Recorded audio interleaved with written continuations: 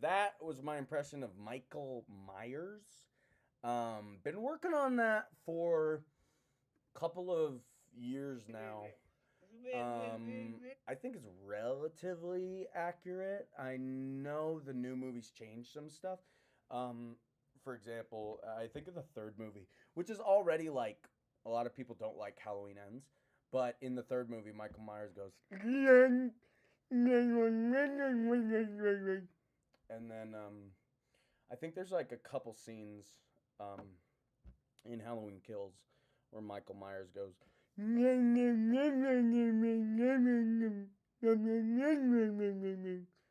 But I think for the most part, it's pretty consistent throughout. Oh, and then in Halloween H2O, he goes.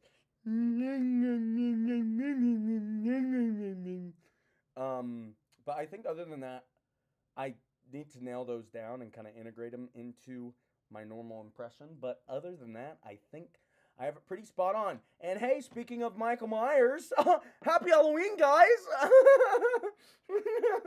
Or Hanukkah for or like Kwanzaa or something, or Thanksgiving. Yeah, for Thanksgiving for all of our Pilgrim brothers and sisters. Yeah, happy Thanksgiving, everybody. Thank I thank YouTube for letting me stream on their platform and for being so kind with their rules. I really I really can't have another copyright strike on my channel. I know I was technically in the wrong for uploading the whole like the whole Dark Knight trilogy on YouTube and getting a millions of dollars for it. But uh, I'm happy YouTube gave me a second chance, and I'm back in the game, and I'm live streaming with you guys. Um, yeah, so what's happened since last time we read Five Nights at Freddy's? There's been a lot of Five Nights at Freddy's news. Hassan Piker, who I believe plays Mike in the first. Yeah, Hassan Piker plays Mike in the first Five Nights at Freddy's movie. He's actually been in a little bit of hot water as of recent because he's been accused of animal abuse, which is ugh. So since he's already filmed his scenes for Five Nights at Freddy's 2, and since it's coming out in 2 months, which I raise your hand if you're excited. I know I am. Since the movie's coming out in 2 months, I believe he's already filmed his scenes, but for the third movie, they might recast him. They might. In other news, Scream 7.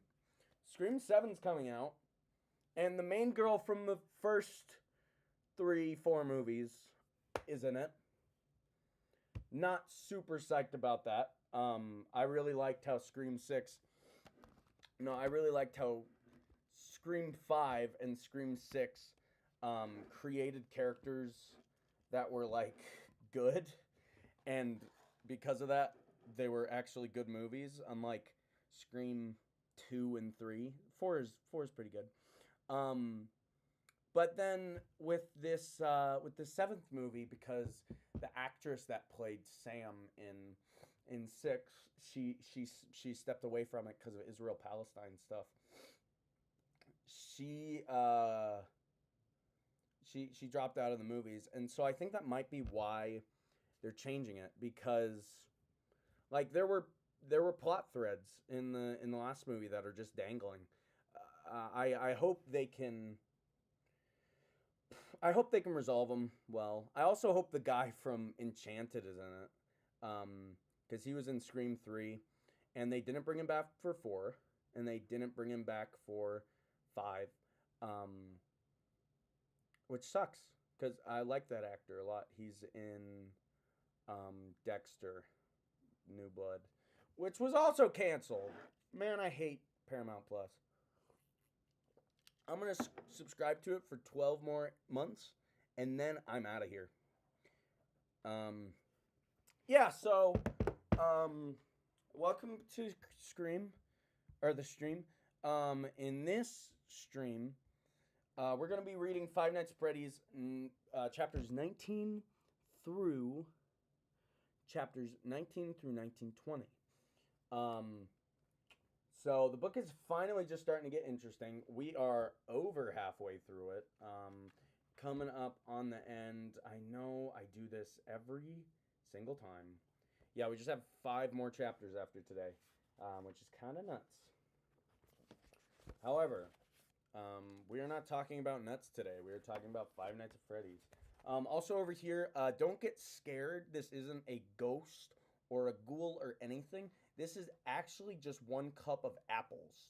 So if you are scared by that kind of stuff, if that kind of stuff, like, you just don't like dealing with it, for like religious purposes or something, then I'd recommend clicking off. I didn't put a warning at the beginning, which I really should have done.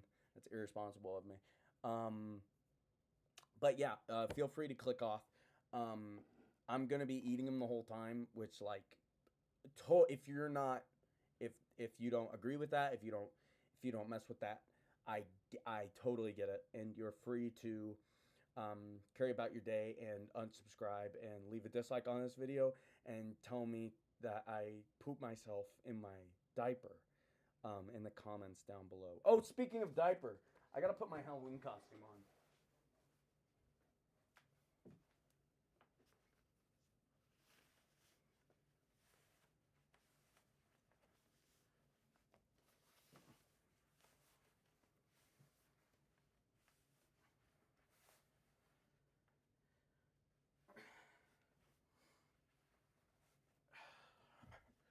Okay. So now it's like officially a Halloween stream. All right, let's get right into it. Chapter 19. When Mike burst into the dining room, close on Vanessa's heels, he found Abby doing exactly what he'd predicted she was doing. She was dancing, sort of. Abby was up on the stage with the animatronics, and she was throwing her hips back and forth like an Elvis impersonator. Gross. Bonnie was copying her. Vanessa's boot clap Vanessa's boot-clad feet thumped across the dining room floor. Mike looked her way, her head down, her shoulders still bowed inward. Vanessa was going for the exit. Mike ran after her. Vanessa, wait! Mike cut up to Vanessa. He grabbed her arm and yanked on it, forcing her to face him. Vanessa's cheeks were stained with tears, as if his fingers were getting burned. He let go of her. Talk to me, Mike said quietly. Vanessa wiped her face with the back of her hand. I'm trying. You won't listen. Mike grabbed his head to hold in the arg that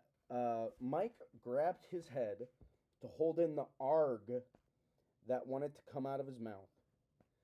He took a deep breath and dropped his hands. I need to know what happened that day. Don't you get it? Finding the guy who took Garrett is the only thing that matters. Vanessa shook her head. She opened her mouth, closed it. Took a deep breath, exhaled. She looked to her right, towards the children's drawings. She frowned. Mike thought Vanessa looked like someone who badly wanted to confess something. But what? Vanessa's throat convulsed.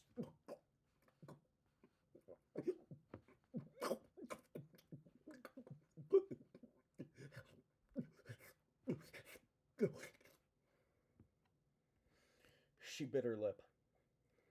Then she managed, You don't understand. Then explain it to me. Vanessa's gaze locked on Mike's. She set her jaw and took a deep breath. He was sure he was finally going to open up, and Vanessa seemed to flip a switch. Every muscle in her body tensed. Her eyes focused past Mike, shot wide. What? Mike began. Vanessa took a halting step toward the stage. Mike started to turn. Vanessa yelled, No! Mike completed his turn. On the stage, Abby was laughing euphorically. Bonnie was holding his guitar out to Abby, inviting her to try playing it. Abby eagerly accepted it. She flung the strap over her shoulder and positioned the guitar across her chest and belly. Huh. Mike frowned. An inner red alert alarm was going off. But why? Abby, don't! Vanessa screamed. Vanessa was well past Mike now, sprinting toward the stage. Instinctively, Mike followed her. As he took his first step, Mike's memory banks put an urgent rerun on his inner screen. Red hot and bursting with bright color, sparks spewed from Bonnie's guitar. Abby! Mike shouted. He held out a hand like he could make he held out a hand like he could make like a magician and stop what was about to happen. Mike wasn't a magician. Guys, sorry, this book canonized it. Mike is not a magician. Sorry, guys. Super sorry.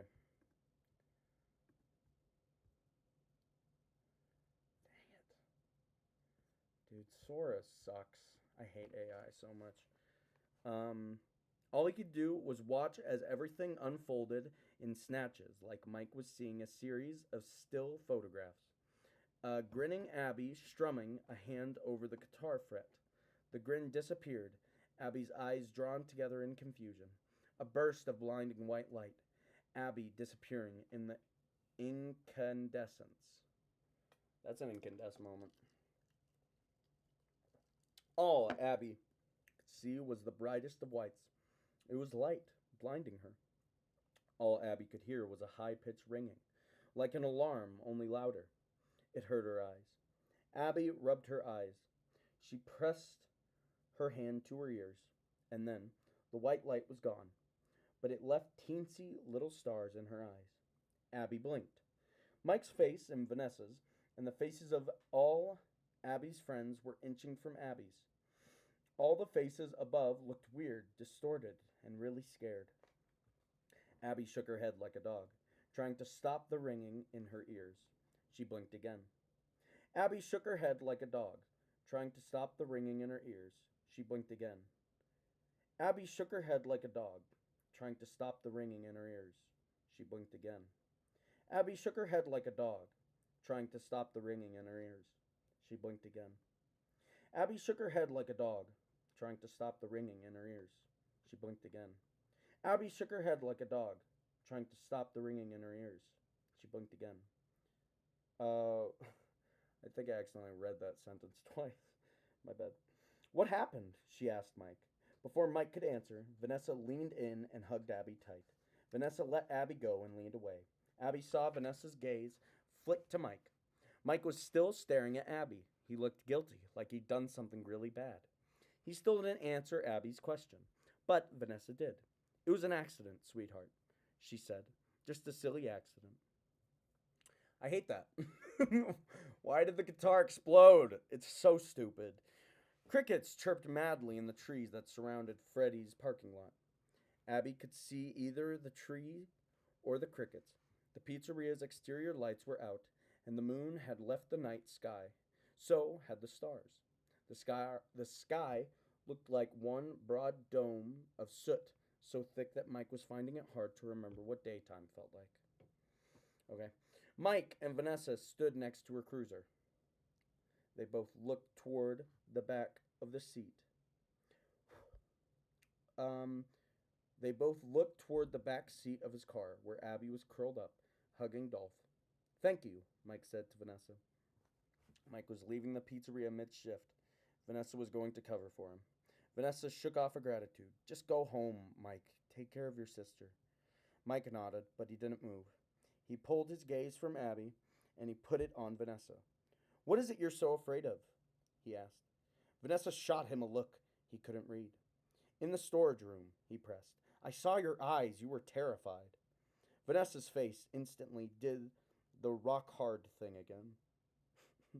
What? The caring Vanessa was gone.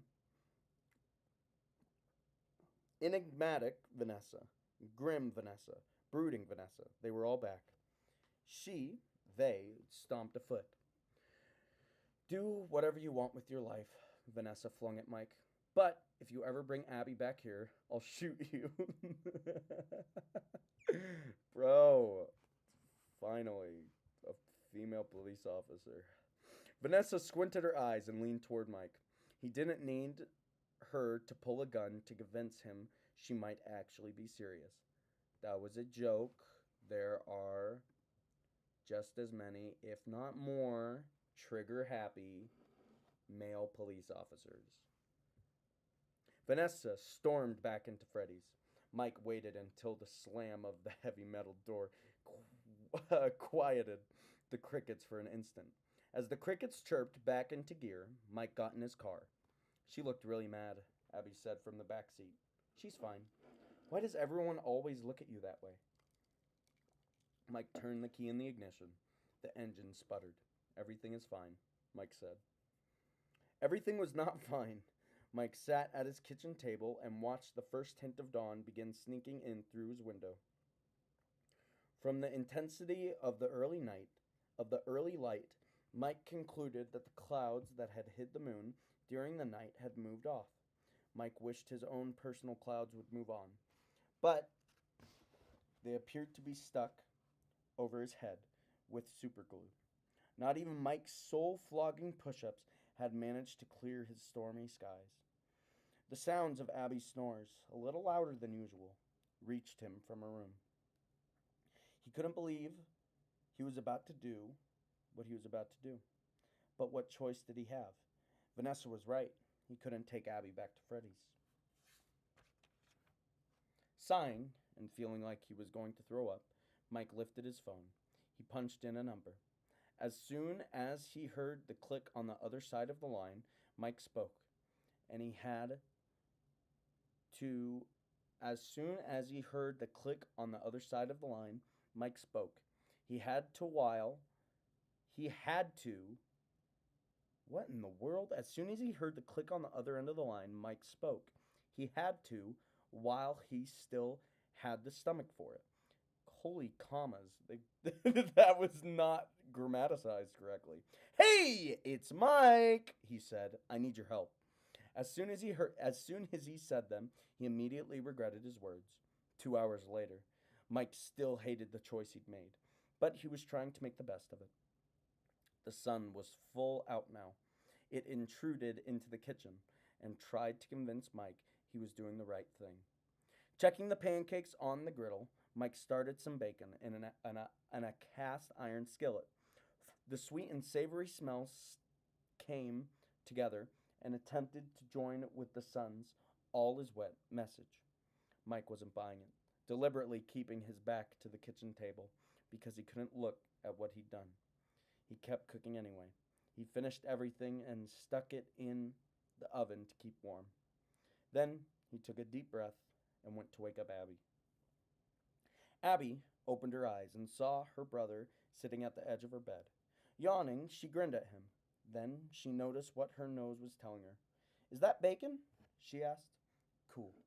They didn't usually have bacon, and Abby loved bacon. Why don't you get dressed and come to the kitchen when you're ready, Mike said. There's something we need to talk about. Abby frowned. Uh-oh. What was he bribing her with bacon? She shrugged. So what? It was bacon. Mike left the room and Abby jumped out of bed, popping into the bathroom. She did all the usual morning stuff. Then she went back in her room and dressed in her maroon corduroy overalls with a gold shirt. Holy crap. Golden Freddy. Golden Freddy.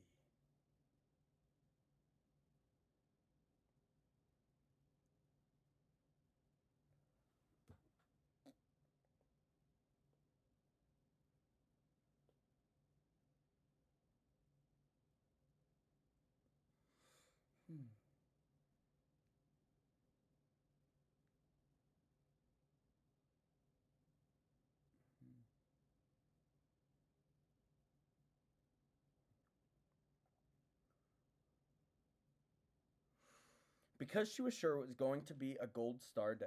Then she skipped down the hall to get her bacon. I'm ready for...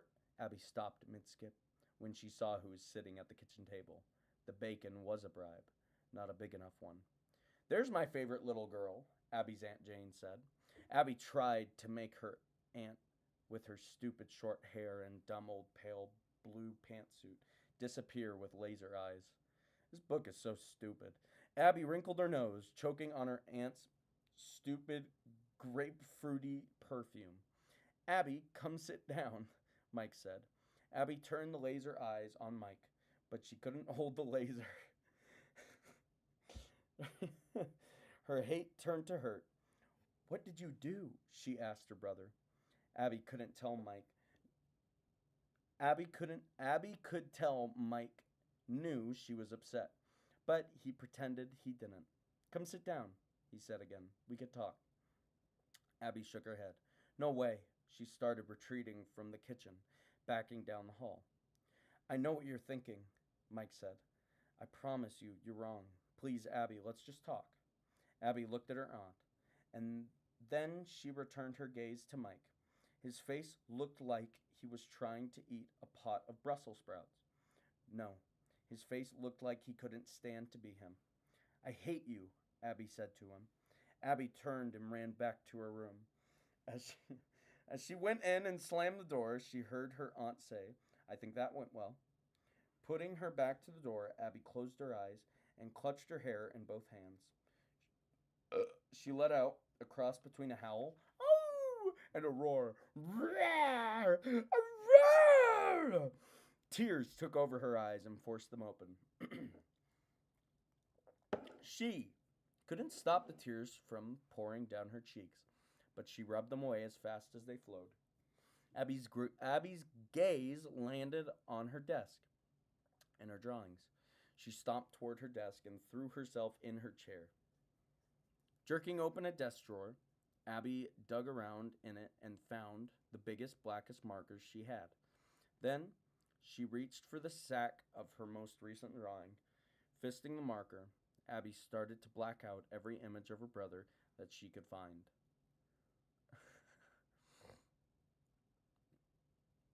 Crazy. Mike couldn't look at his aunt as he grabbed his keys and pulled on his coat. She reminds me of you, Jane said. Always with the temper. Mike shot a look at Jane, figuring she was trying to pick a fight. Also, isn't it morning? Why is Mike going to Freddy Fazbear's? Pretty crazy if you ask me. Mike shot a look at Jane, figuring she was trying to pick a fight. He was surprised when he found her looking at him with a softer than normal expression. If Mike hadn't known better, he might have believed she was looking at him with fondness. Nah. When she calms down, Mike said, tell her I'm sorry, and I'll be back soon. When is soon, exactly? You've been a little fuzzy with the details. There was the snarky Aunt Jane Mike knew and didn't love. Soon, Mike said. Aunt Jane shooed Mike away. Go then. Mike turned toward the door. But Mike, Jane said to his back, there's a larger conversation that still needs to happen here when you get back. You and I are going to talk. She picked up a piece of bacon and nibbled on it. The image of a vulture chewing on carrion flashed through Mike's mind. He practically ran from his house. Clutching the white bag,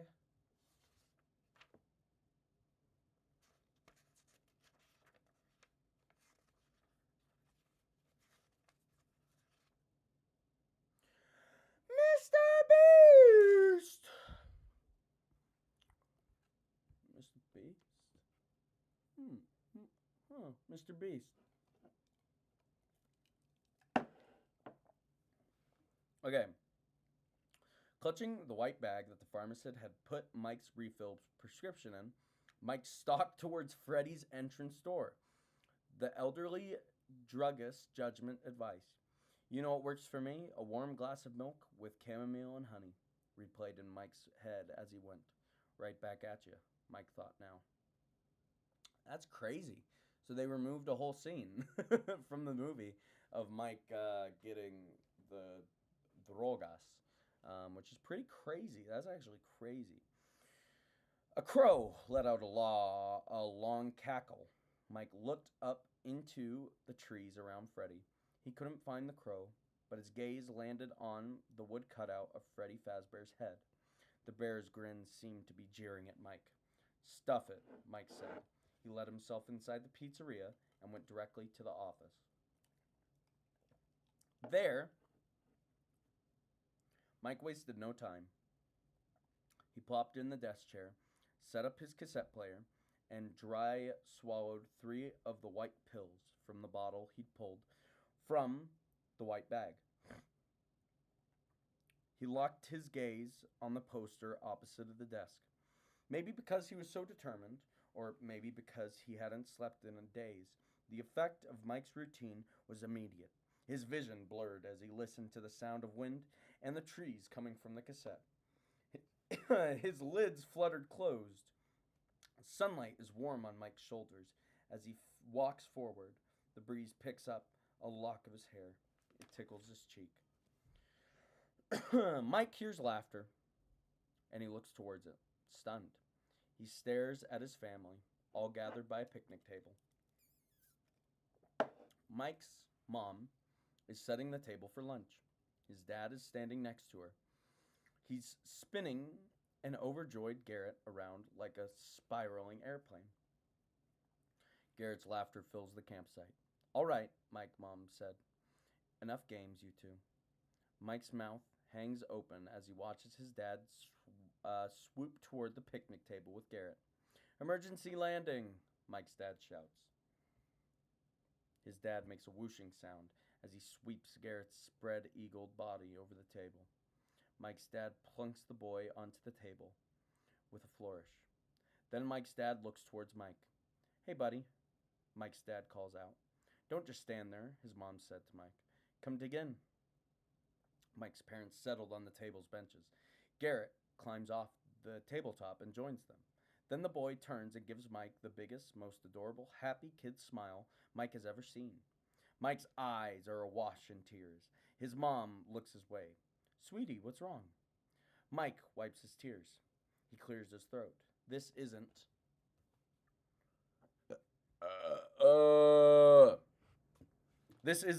He stumbles back from the picnic table. "This isn't the way it happened." He shakes his head. "This isn't real." Mike's parents and Garrett exchange confused glances. But it could be. The voice is coming from behind Mike. It's a child's voice. Mike turns to find a blonde boy and the other 4 children standing behind him. He shakes his head again. This time, more vehemently, he bites his lip.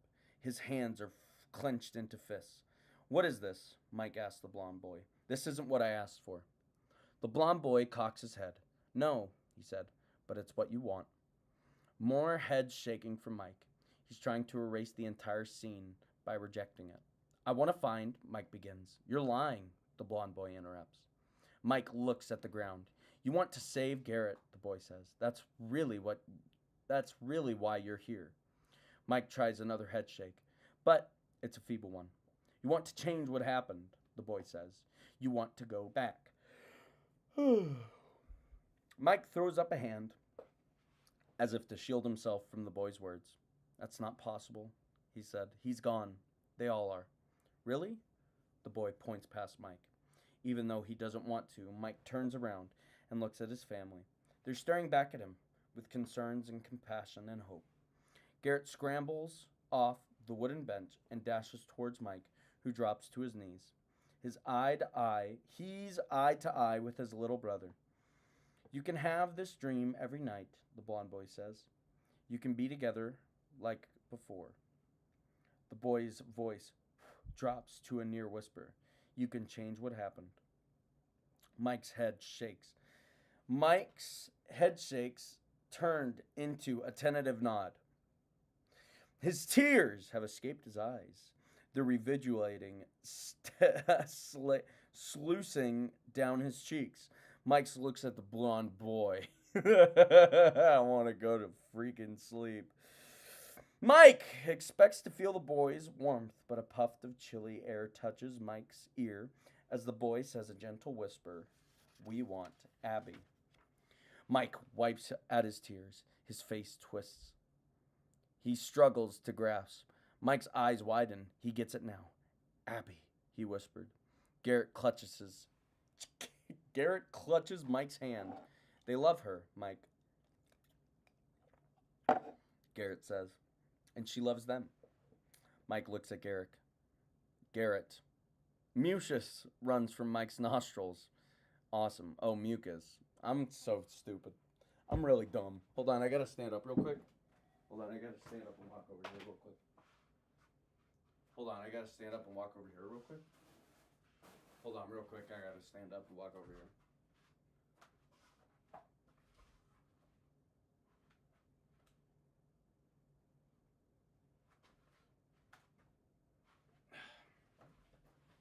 It's all good. It's all good, man. Mr. Beast! Mr. Beast!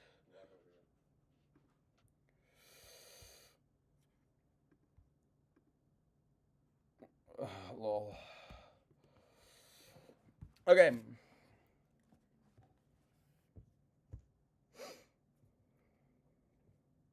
It's for the best, buddy. Mike's dad calls from the picnic table. It really is. Mike looks over at his dad, who smiles reassuringly. Even as wrecked as he is, Mike can't help but return the smile. Mike's mom chimes in. You've seen her with them. You've seen how happy she is. Mike looks over at his mom. She's tearing up too. She doesn't deserve a real family?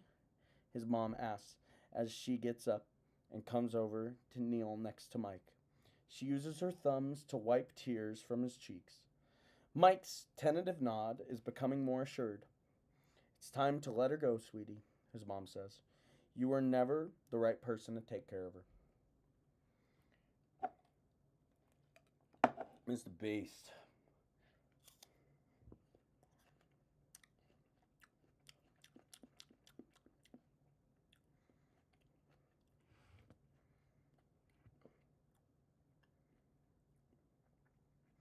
Now Mike's nod is empathetic. He's not just nodding because he wants to believe her. He does believe her. He agrees with what he's hearing. Mike looks from his mom to his dad to Garrett. His conviction solidifies. Okay, Mike says. He nods one last time. Yes. The blond boy lifts one side of his mouth in a small, satisfied smile. Mike looks again at his brother. His gaze lands on the flop of hair that is obscuring Garrett's eyes. Mike reaches out to brush the lock of hair back. His hand stops mid-motion. The sun's spotlight suddenly glares in Mike's eyes, and he feels its heat. It catapults him out of the campsite and into a memory. Mike's vision turns inwards. He sees his sleeping sister in his mind. He knows. He's sitting on the side of her bed. He sees his hand reach out and brush a lock of hair from her face. He's in a memory, he realizes. But then the memory becomes something else. It becomes more of a vision. Something Mike wants to experience instead of something he experienced in the past. In Mike's mind, Abby's eyes are open. She's groggy, but he smiles at her. You're home, she says. In his mind, Mike smiles at his sister. I'm home, he says. The picture in Mike's mind disintegrates. He's back at the campsite. The sun disappears behind a cloud. In the instant shade.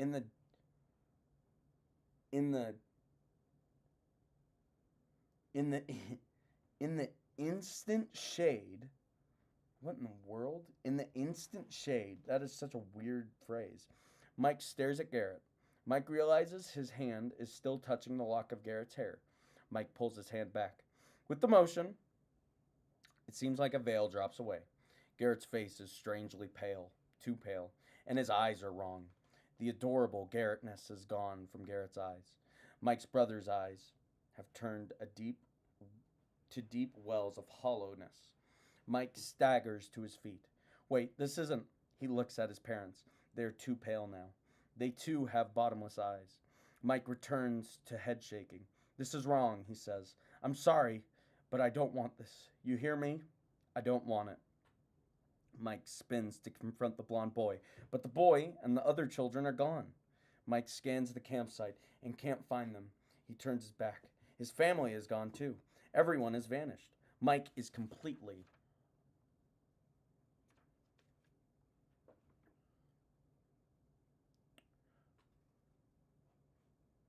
sorry. Mike is completely alone. Mike hears the tree branches swish, and the wind picks up.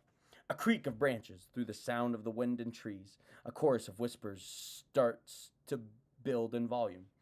The content of the whispers is indistinct at first.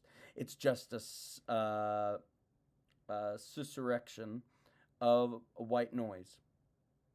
But then the whispers begin to separate into something clear. Abby, the whispers say. Mike turns in a circle. It's the children, he realizes. Their voices are taunting him. He turns and turns, trying to find the kids. Listen to me, Mike shouts. You stay away from her. The whispers are louder. Abby, Abby, Abby. Mike screams, stay away from my sister. The whispers stop, replaced by a giggle. Then a rush of footsteps. Mike whirls towards the sound. All he sees is a blur of motion, and then a paper hook arced towards him. A bolt of heat scores into his chest. Gasping, Mike throws up a hand toward his chest. Before he can get it, there, he sees another blur. This time, it's the top hat. The boy wearing it rakes claws across Mike's back. Mike cries out and flounders in a circle. He doesn't see anything but trees. A flurry of motion out of Mike's range of vision precedes another lava flow of pain. This is one course through his left calf. Mike's legs go out from under him. He tries to curl into a ball, but the scourging pain stops him. The scourging pain stops him. The strikes land too fast for him to defend himself. His clothes are being shredded. Mike falls back, lying prone in the dirt. Above him, the wind picks up. He hears a whir, low and soft. Mike looks up into the trees. His vision is hazy. The tone of the whirring changes. It no longer sounds like a wind. It sounds like mechanical. Mike's lids flutter. He's given into the pain. But when the grinding metal on metal sound gets even louder, his eyes bug out. All right, that's chapter 19.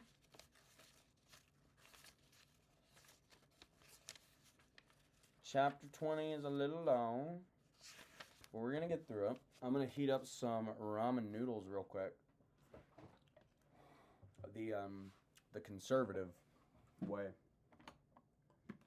The way everyone ought to do this. This is crazy. It's just cheetah print diaper. Okay, now this is epic. I'll be right back.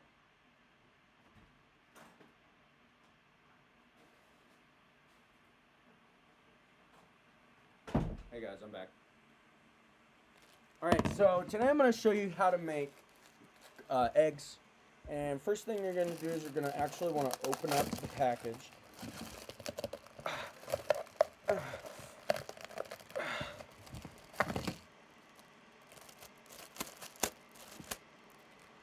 You're going to want to keep a little bit of plastic in there. And that's just so that way the crawfish can boil actually really well. It's okay if some of them fall on the floor because after a little bit, you know, the water's gonna boil. Then you wanna just like break it up a little bit in here. If some of it falls on your lap, that's okay. Just letting you know. And then what you need to do is you actually need to heat up some water. I have some water right here. You need to get out this little thing. So this right here is hold on.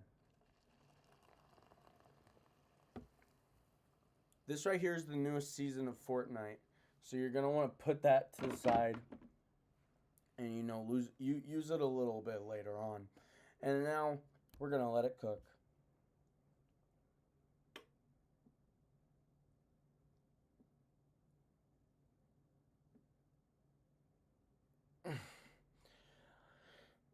Dude, he uses boiled eggs. He doesn't even use hard boiled eggs in his ramen. Mr. Beast! Mr. Beast.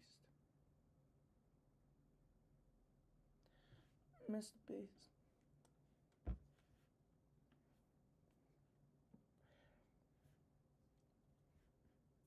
Mr. Beast. Okay. Snappy Halloween.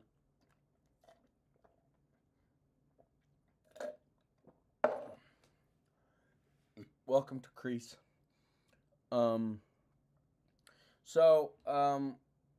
This is not done yet. Welcome back to Crease. In today's Grease,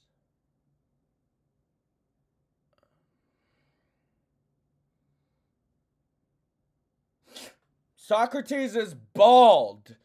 Look at this. Socrates is bald. Look at how bald he is. Socrates is like, science. And I'm like, bald. Everybody knows Socrates is bald. Even his closest, even people who don't even know anything about Greek mythology, don't know anything about philosophy, even they know Socrates is bald. So it's almost like him being bald is his like most famous, it's like what he's known for, you know? Which like I can respect that. The only difference between I was hoping you were gonna say that. Bald! Bald! Bald! The only difference between Socrates and Andrew Tate is that Andrew Tate wears sunglasses and Socrates Socrates wears normal glasses. Alright, so now we got this done. I'm gonna go dump out the water real quick. I'm gonna set this up here.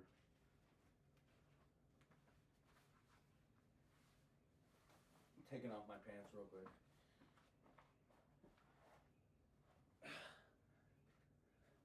Whatever. Screws up.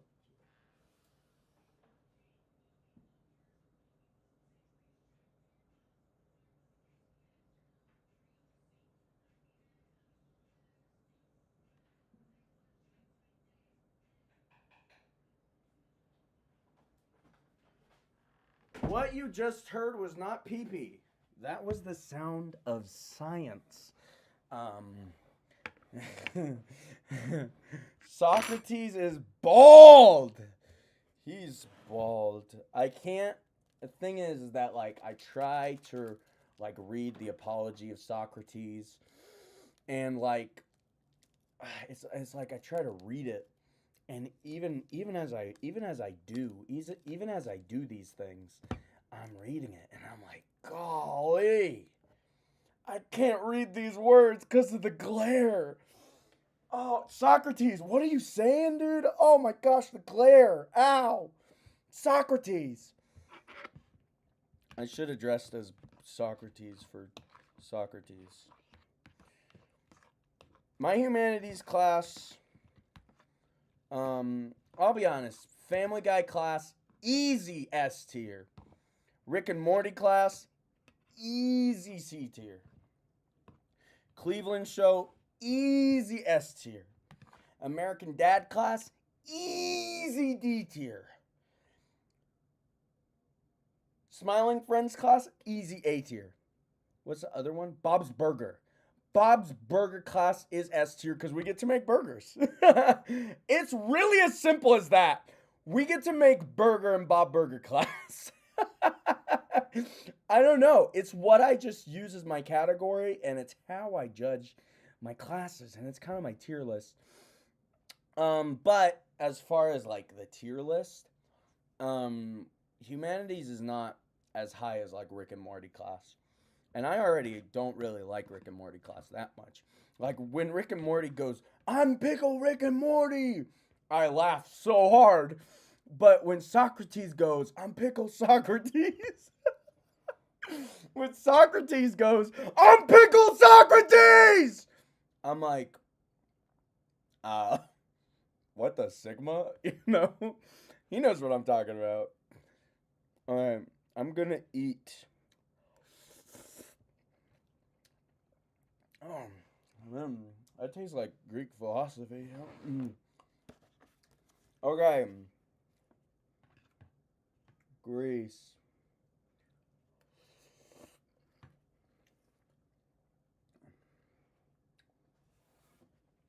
The mechanical thrum was. Wait, what? The mechanical thrum was deafening now, almost as loud as helicopter raptors. Rotors. I'm so Sam Cat's 123 brain that I've read rotors as raptors. Dude, I'm a genius. Um, what's it talking about? Something about bacon, egg, and cheese? The sound demanded Mike return to full consciousness. Mike tried to get his eyes to zero in on whatever was causing the head splitting sound. His eyes weren't fully cooperating, but they were giving him glimpses. Mike struggled to process what he was seeing. His head was pounding because the visual snatches were coming at him like they were being hit with a strobe light. Mike saw a robotic arm suspended above his head. A bear mask peeled open, held by the arm. Honed bits of metal inside the mask, like miniature but lethal knives in a constant motion. Mike's brain thought his sight completely brought his sight completely back online, and Mike put it all together. He was lying on his back on a hard metal surface, a reclining chair, and he was looking at the inside of a robotic mask full of sharp, continually moving metal. The mask was coming toward his face. So we got like this room, and we have the room where the spring lock animatronic was.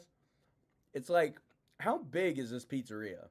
For Mike to spend all night looking through the place and cleaning up the place, and to still not find this room with the mask and the room with the spring locks in it. So odd. Mike yelped and tried to get up.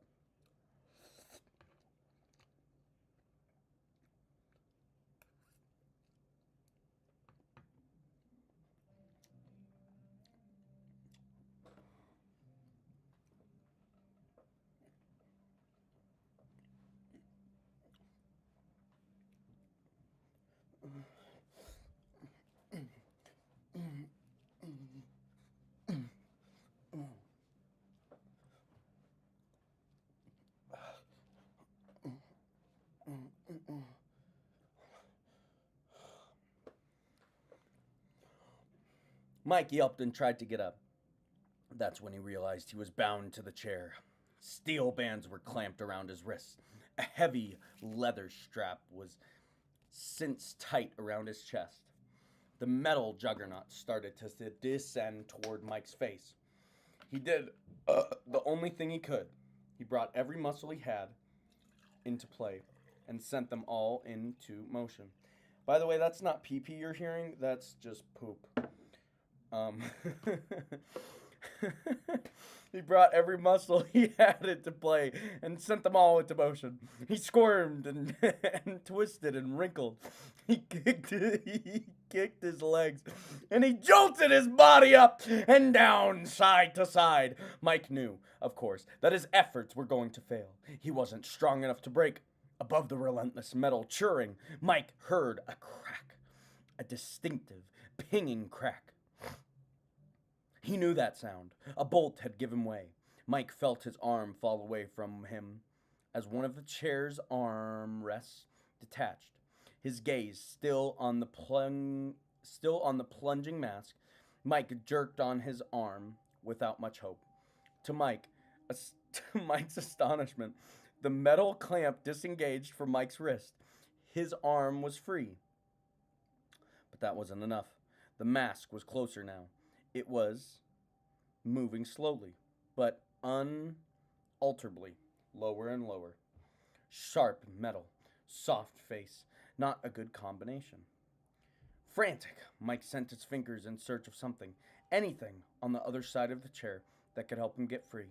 He ran his finger over the expanse of metal, thrust them between sharp gasps, and then Mike's fingers stopped on something flat and round. Some kind of control button. Mike strained to see his hand, and he saw a quarter-sized green light. He didn't hesitate.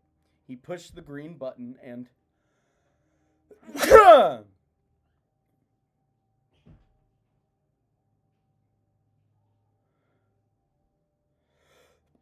Eureka! The other wristband uncoupled. The mask was now just inches from Mike's nose. It was so close that the burring of the rotation constantly cycling metal was blowing his hair.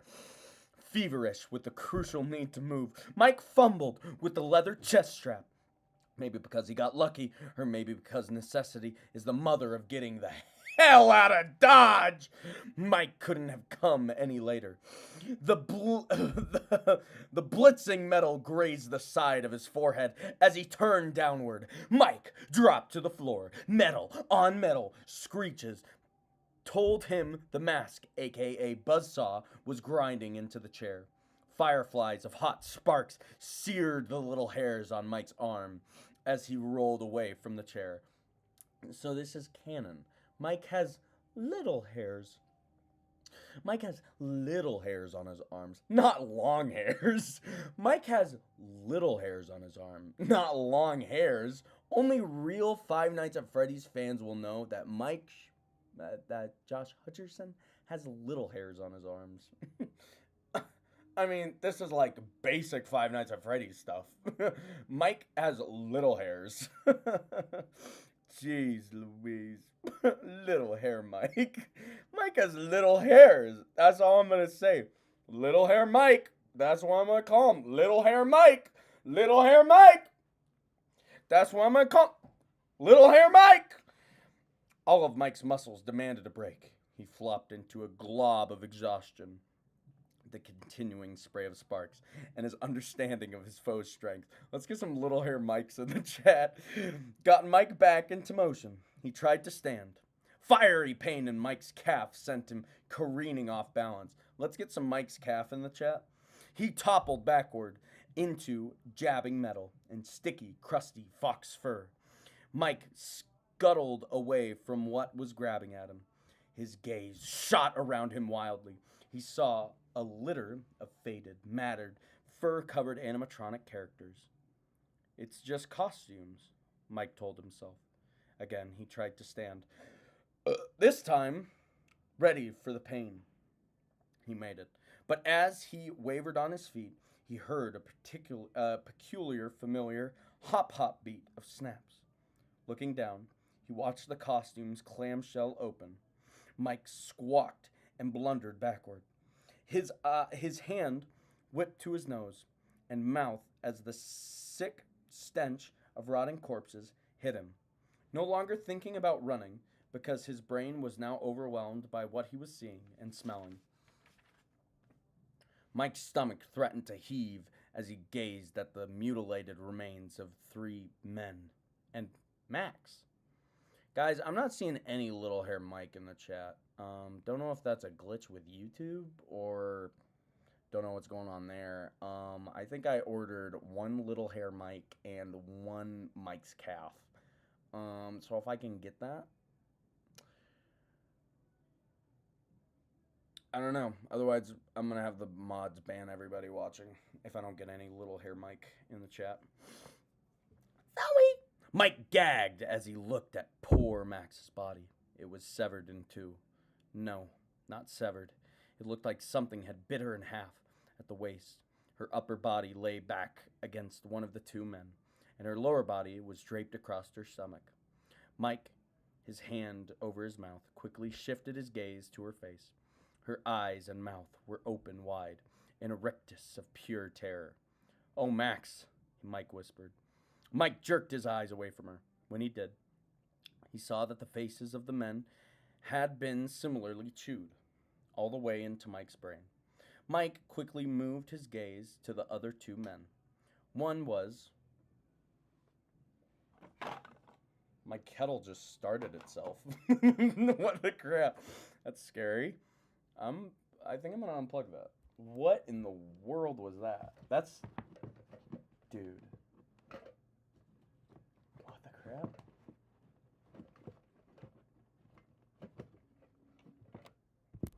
Okay, that scared me. Jeez, thanks for my calf and a little hair, Mike. I appreciate it. Mr. Beast! Mike sucked in his breath. He recognized the younger man. It was Jeff, Max's brother. Jeff and the older guy. Sorry, it was my name Jeff, Max's brother. My name Jeff and the older guy looked like they'd been run through a meat slicer. But no, the cuts weren't straight. They were curved like the wounds you'd get from a pirate's hook. If only there was an animatronic with the pirate's hook.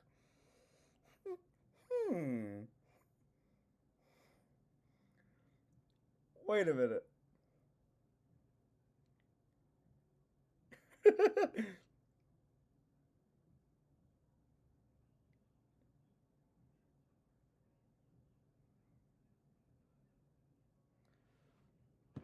I gotta see this. Okay. Something about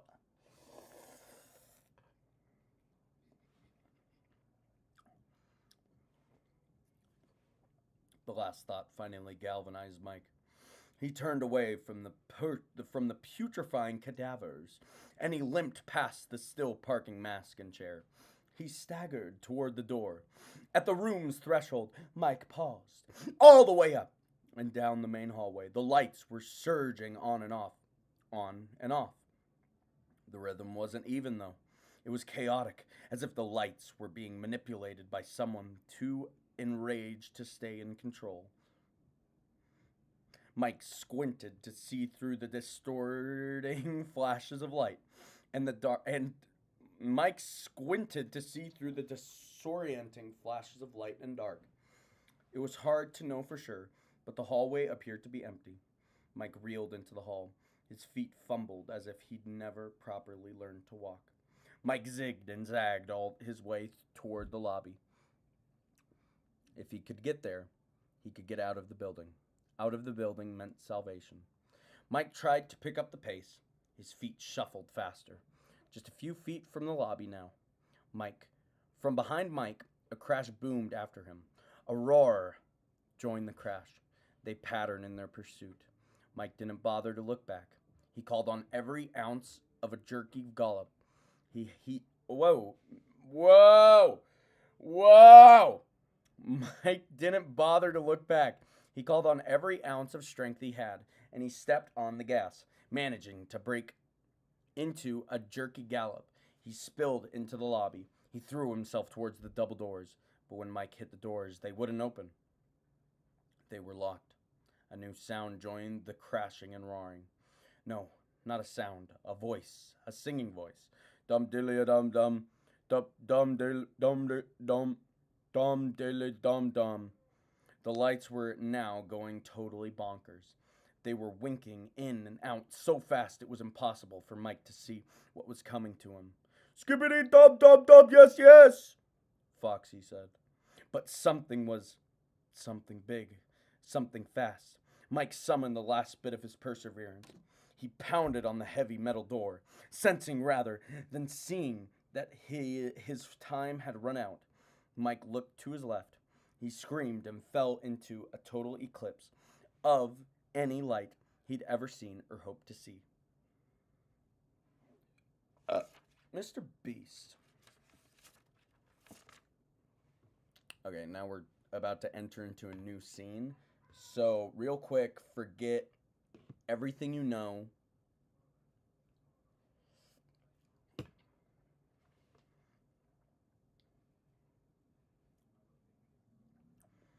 Abby curled in her bed, hugged Dolph tighter than she ever had.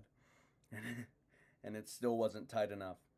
Outside Abby's window, the sun was a deep red ball hovering just above the hills in the distance. Soon it would slip out of sight. Abby thought the ball looked like a big drop of blood, like the sky was hurt and needed a band aid. Of course, Abby knew the sky wasn't hurt. She was hurt. But she wasn't hurt in a way that a bandage could help. A bandage couldn't fix the stuffed up nose and stinging eyes that hours of crying had left with her. And it couldn't fix the fact that the happiness she'd been feeling ever since she'd been united with her friends at Freddy's had been ripped away. Abby's happy was gone. That was why she kept hugging Dolph tighter and tighter and tighter, hanging on to something familiar, something Abby loved, and who loved her. It was the only thing that could stop her tears, maybe. She hoped. It hadn't worked yet. A knock on the door caused Abby to smush Dolph even more. Abby put her face in Dolph's gray-blue fur. Abby, sweetheart, her Aunt Jay called through the door. Abby let go of Dolph with one arm, and she pulled her a blanket up over herself and the dolphin. Even through the blanket and the door, she could hear the TV in the living room. She'd heard it for hours. The stupid fake laughter coming from the TV told Abby that her Aunt Jane was watching old-timey sitcoms. You can't stay in there forever, kiddo, Aunt Jane called. Leave me alone, Abby shouted. She sniffed again. Jane's exasperated sigh came clearly through the door. Suit yourself, she said. Abby could tell her aunt was annoyed. But who cares? She listened in satisfaction as the tap, tap, tap of the dumb high heels her aunt always wore retreated from the dark door. Jane gave Abby's closed door a long, searing look. Spoiled brat. The obnoxious little twit. Is that a bad word? Am I not allowed to say twit? Is that a bad word? What am I? Weird. The obnoxious little wouldn't be acting like that much longer. Jane thought as she strode back into her nephew's ratty, pathetic living room. Did I just do something bad? Is that a bad word? I can't remember. I think it is. Ha! Living room. How could anyone possibly live in such squalor? Jane sure couldn't. But she could tolerate it, for now. Jane had to keep her eye on the end goal. That was why she was here pretending to help. Oh, she was helping all right, helping herself. Once Abby was in Jane's custody, Jane would be one step closer to owning Dave and Buster's.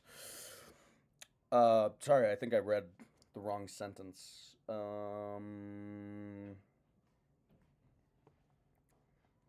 Okay. Once Abby was in Jane's custody, Jane would be one step closer to getting control of the big fat trust fund that should never have been Abby's in the first place, so that she can buy Dave and Buster's. Why Jane's father had left his money to his granddaughter instead of his daughter was beyond Jane. She understood why he hadn't left it to Jane's brother. For one thing, he disappeared off the face of the earth after he left his family for another. He was an idiot. He never should have married such a weak woman.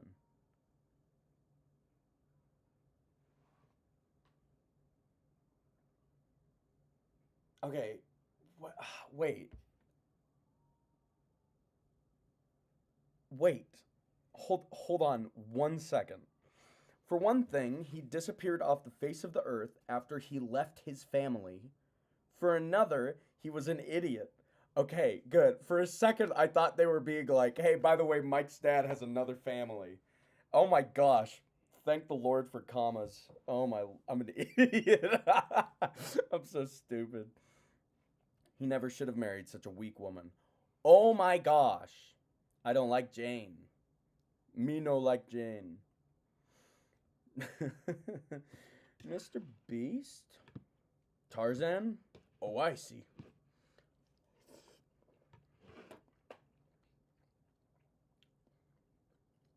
Mr. Beast. Curling her lips at the couch's sagging cushions, Jane plopped onto one of them. wrinkling to try to create a comfortable position. Okay, that helps a lot more to know why Jane wants Abby so bad. I still think it's dumb. I still think the trust fund thing is stupid. Um, and is just like a way to make a villain for the movie when it should be the haunted, murderous robots or the serial killer. But no, it's just a Karen. Oh my gosh. Oh my lord, the trust fund. But it makes a lot more sense. She reached for the TV remote and made yet another attempt to find something decent to watch on the ridiculously old television, landing on yet another sitcom. Jane heard an odd whirring sound. Crappy TV. Must be feedback, she thought. She turned up the volume so she could hear what was being said instead of hearing the static. Jane smoothed the crease of her pants. I'm going to have to get this pantsuit dry cleaned, she thought.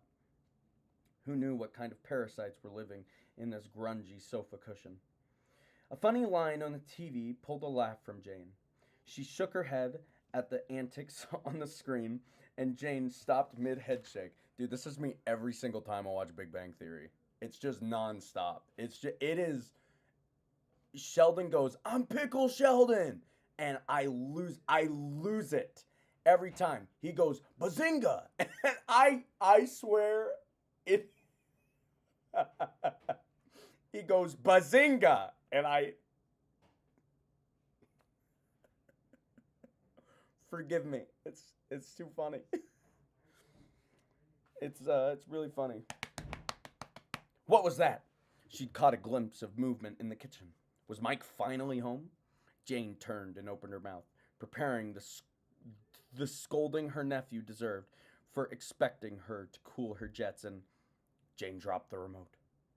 Half in shadow and half in blood-red smear of dusk light coming through the kitchen window, a giant bear stood next to Mike's fridge. It was just a few feet from Jane, and it was staring at her with radiant white eyes. Okay. So it's stupid. It's stupid for Golden Freddy to get into a cab and for the cab to be like weighted down, right? Because Golden Freddy's supposed to be like an apparition. He's supposed to be a spirit.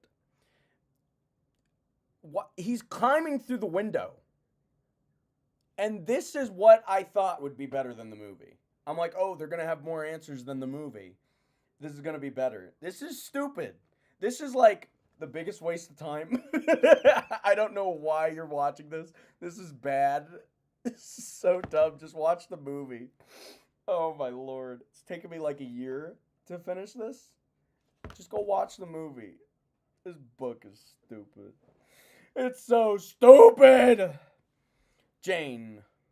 Wait, no. It was just a few feet from Jane, and it was staring at her with radiant white eyes. Jane closed her eyes. I'm hallucinating, she thought. Just a little time in the dregs of Mike's life, and she was already losing her mind. Dude, I love how much she hates, poor people. It's epic. Jane opened her eyes again. No way. The bear was still there, and it was taking a step towards her.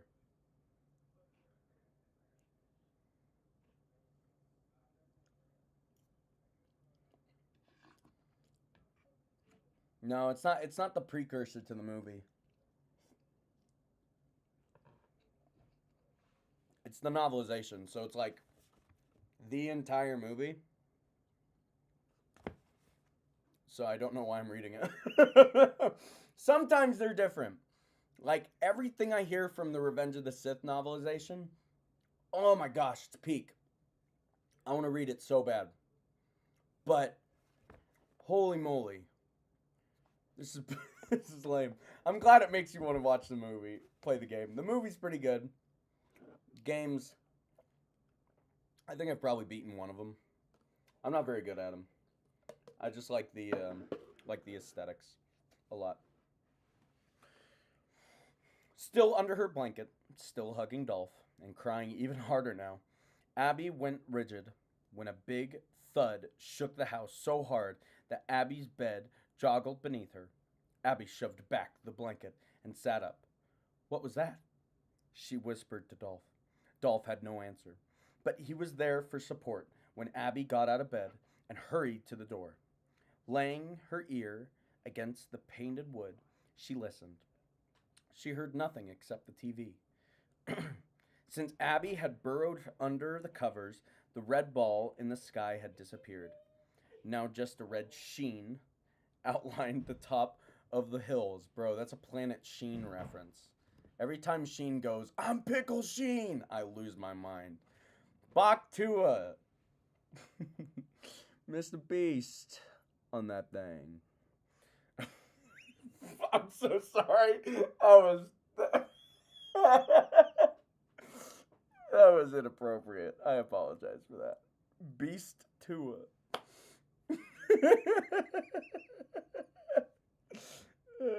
Let's get some Mr. Beast in the chat.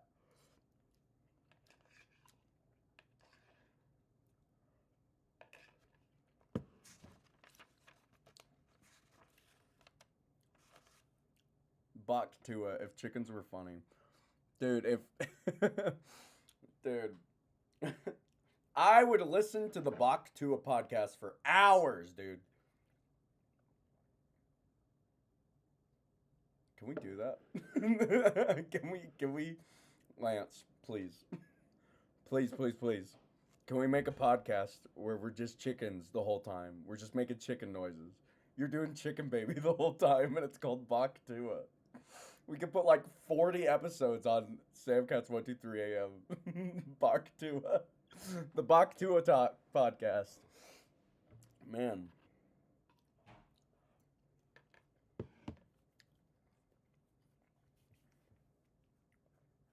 Since Abby had burrowed under the covers, the red ball in the sky had disappeared. Now just a red sheen outlined the top of the hills. I'm Pickle Sheen, Sheen said. Abby could see in the distance something through her window. Night would be very soon. Aunt Jane? Abby called. Abby didn't really want Aunt Jane, but she didn't feel right about ignoring the Big Bang. Funny bird. The only response Abby got was more of the fakey fake laughter from the TV. Abby frowned. Mr. Beast. She looked back toward her bed. Maybe she should just get back to bed. Abby listened at the door again. No, she had to know what had made that big sound. Abby reached for the doorknob, but then she hesitated. She backtracked to her desk so she could grab her drawing pad and some pencils. Abby always felt better when she had a pad and pencils in her pocket of her overalls. So, she stuffed both into place. I am hoping this will... I'm hoping this... I'm so sleepy. I'm so tired. Oh my gosh. I'm hoping this will give us more clarity about if Aunt Jane died or if he just knocked him out on the floor. It is one of the biggest plot things in the movie. I don't even know if it's a plot hole. It's just one of the biggest plot things in the movie. It's that Aunt Jane is either killed by Golden Freddy and is just in the house. Which, like, what the crap did Mike and Abby and Vanessa do with the body if Aunt Jane died in the house? And the second option is Freddy just knocked her out, in which case, what the crap, Aunt Jane hates Mike, and so she's going to be like, I got knocked out at this house by a bear. I don't know. They might go with that, but I do think there's like a pool of blood in the movie after Aunt Jane is hit. So, like, kind of insinuating she died, in which case, I don't know what the crap they're going to do with that.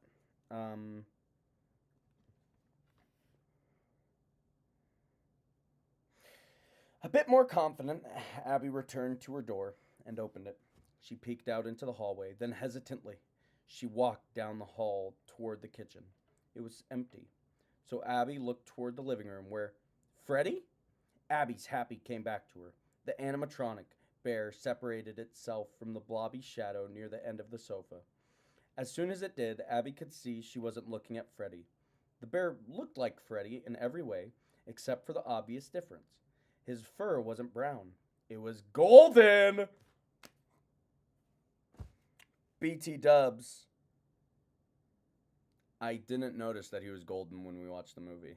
I'm so colorblind coded and colorblind pilled that I didn't notice.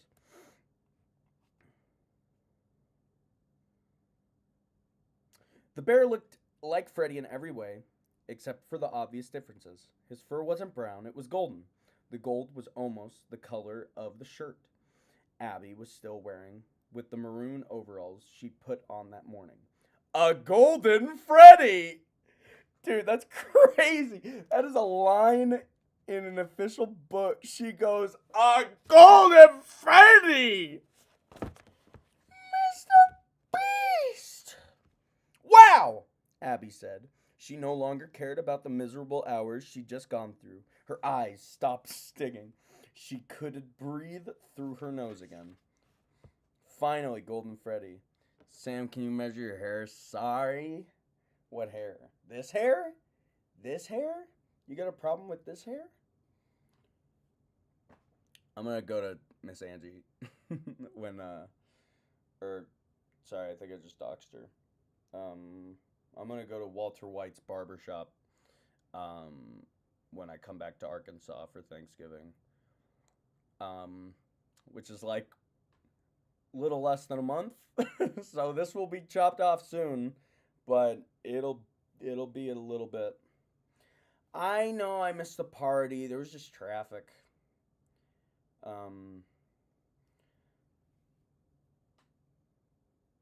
Dude, it looks like 6 or 7 millimeters. Don't throw millimeters at me. What the crap is a millimeter? Millimeter. Oh, yeah, mate. That looks like a millimeter. Boy, mate. Your hair looks like a millimeter, mate. Your hair, mate. It's a millimeter. What does that even mean? What does that even mean? Speak American, please? You were not. I need pictures of this. You were not queso for your costume.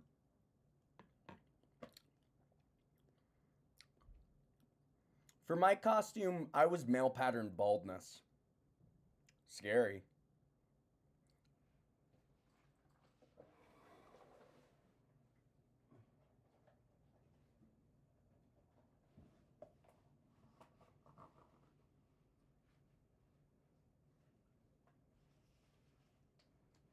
It's a Golden Freddy! I'm eating the intestines of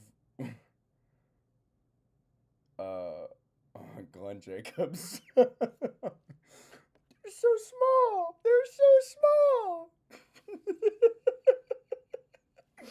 He has real little intestines. And that's not Glenn Jacobs, the mayor of Tennessee.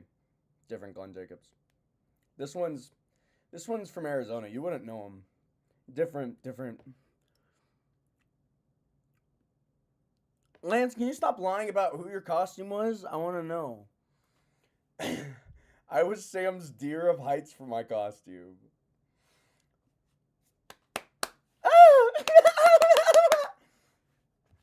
A Golden Freddy!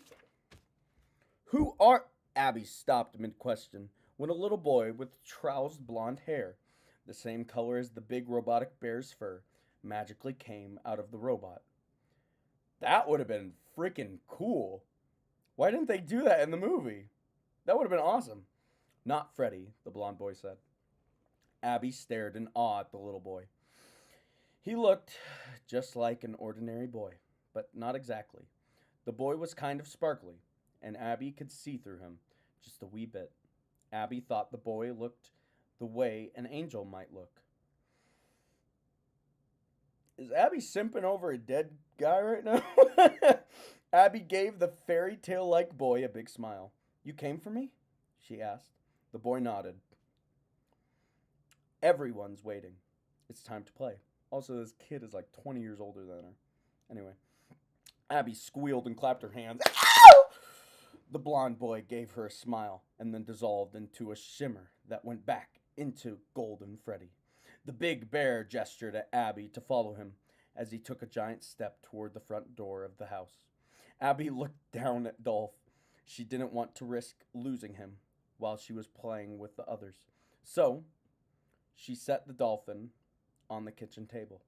As she did, her gaze caught a glimpse of light blue in the living room.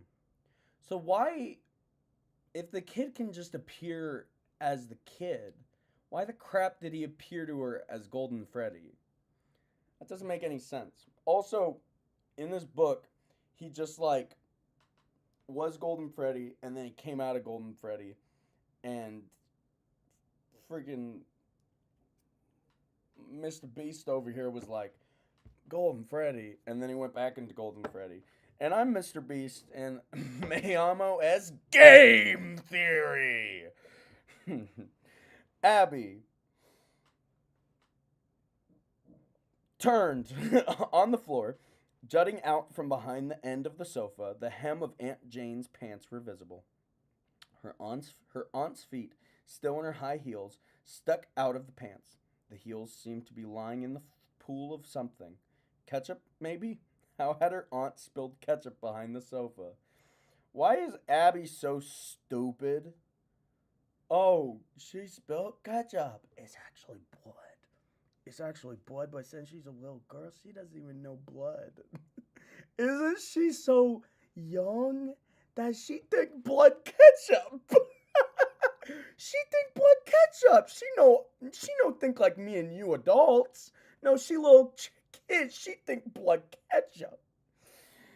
Silly Jane, Golden Freddy said. The animatronic spoke in the little boy's voice. She fell asleep. That would have went hard if it was just Freddy talking and it was the kid's voice coming. That would have been sick. Why didn't the movie do that? That sucks. Abby started to ask herself why her aunt would fall asleep on the floor in spilled ketchup. But then she shrugged. I don't know what deaf is. I'm just a little child. I'm sorry. I hate when people say child. That just kind of came out of me. I'm sorry about that. I don't know death. I'm just an idiot. I'm just a stupid idiot pants. She turned and followed Golden Freddy out of the front door, closing it behind her. Golden Freddy trudged stiffly off the little porch. Abby paused as she listened to his heavy footsteps. All the sun's red was gone. It was full-on night now. A third of the moon was hovering over the concrete-sided stream across the street, and the moon's light made the bear's fur seem like it was about to catch fire. It looked really cool. Gosh, this book's description is epic. It looked really cool. Abby gazed up and down the street. How do we get to Freddy's? Noah, it's blood. Noah, it's blood. That's not corn syrup. Golden Freddy cocked his head. One of his big white eyes blinked, shut, and then opened again in a slow motion wink. His teeth flashed in the moonlight as he gave Abby a wide smile. The smile was more creepy jack-o'-lantern than warm and friendly. But Golden Freddy couldn't help that. Abby knew that the animatronic couldn't move and make expressions like normal kids. That was okay. Dude, Golden Freddy is like, they're saying Golden Freddy. That's crazy. You know, in the first Five Nights at Freddy's game, Golden Freddy was called Yellow Bear. That was it. That was what he was called. And then the community was like, no, Golden Freddy.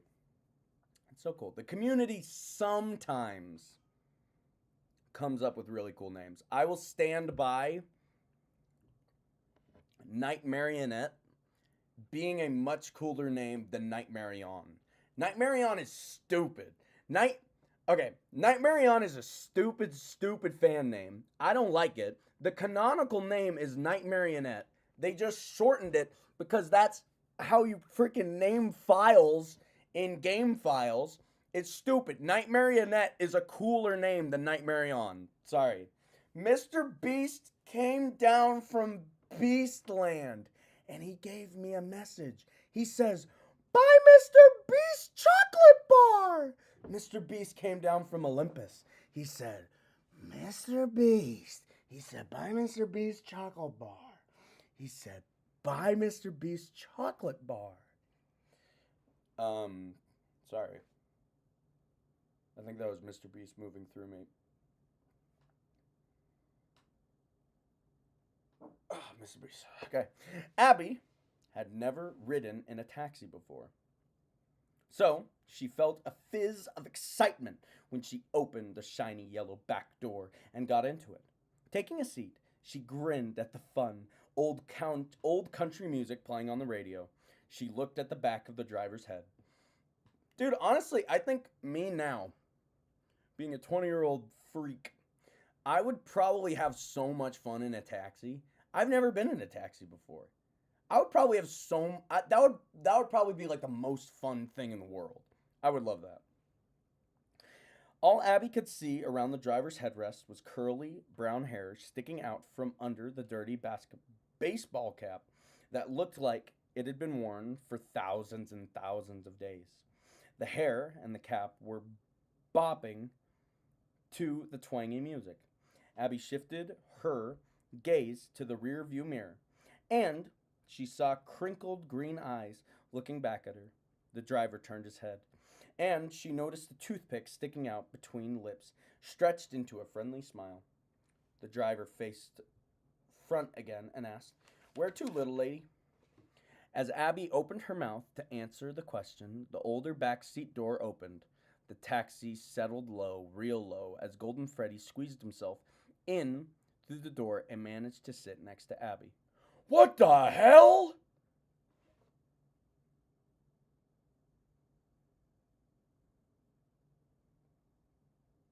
I didn't mean to say that. I didn't mean to say that. That was an accident. I didn't. Oh my god. I think the police are coming for me. I'm gonna have to wrap this up soon. Guys, this may be my last live stream. What the hell? The driver spun around in his seat, jerking so much that he hits his head on the roof of the taxi. He spit out his toothpick and let out a shriek. Abby smiled, but she didn't blame the driver for his reaction. She knew adults didn't understand. The driver's mouth hung open as he stared at Golden Freddy. Golden Freddy gave the driver one of his big grins. The driver turned around further to look at Abby. She smiled at him sweetly. The driver shook his head, then faced the front of the taxi again. "Not cool, man," he said. "Not cool." Abby disagreed. She thought riding in a taxi with a Golden Freddy was very cool. Muttering something Abby couldn't make out, the driver took in a loud breath. Then he put the car in gear. We want to go to the old Freddy's Pizzeria, please," Abby said. The driver eyed Abby in his rearview mirror. He shook his head. "Why do I always get the weirdos?" he asked. All right, that was Freddy's. Okay. Yeah, well, don't worry, Elijah. We're done. We're done. All right. Thank you guys so much for being in this stream. I don't know. Hope you all enjoyed it. Hope you all are enjoying the 1 year anniversary of Scared Shirtless. That's a lot of fun. That movie was difficult to make. It was a little hard, but we got through it. I wish I could say more, but I'm